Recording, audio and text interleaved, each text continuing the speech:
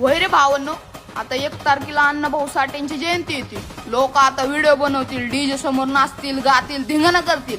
पण 1 तारखेनंतर मग काय बंपर परत 1 ऑगस्ट यायची वाट बघतील. अरे हा, कुणालाच अण्णाभाऊंच्या विचारांशी काहीच घेणं देणं नाही असं वाटायला लागलंय. अरे हा ना बंपर, जयंती आल्यावर नुसतं जय जयकार करायचा, व्हिडिओ काढायचे आणि जयंती झाल्यानंतर नुसतं गप्प बसायचं. फक्त एवढंच चाललंय आजकाल. अरे कुणाला त्या जयंतीशी काहीच घेणं देणं नाही. हा, सगळी 1 दिवसापुरती जे अण्णा जे लवची करते. आणि 1 तारखेनंतर अण्णाभाऊ साठे विसरून जा.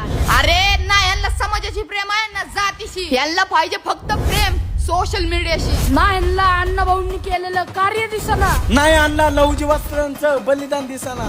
अरे शंभू, ही थोडे तरी जागीरदार झाले ना तर मातीसाठी जातीला पण खायला तयार होतील. हा भावांनो, अण्णाभाऊंनी केलेलं कार्य ते आपण आता 8वीत वाचतोय पण आणि शिकतोय पण. अरे त्यांनी रक्तानी केलेल्या या कष्टाची झळ आताच्या पिढीला कळणार नाही. अरे लहुजी वस्तादांनी साऊ आणि ज्योतींना घेऊन केलेली शिकवण्याची धडपड आजच्या या पिढीला कधीच कळणार नाही. म्हणून भावांनो, जातीशी एकनिष्ठ राहू आणि असंच या महापुरुषांना आपण आपल्या मनात अजरामर ठेवू.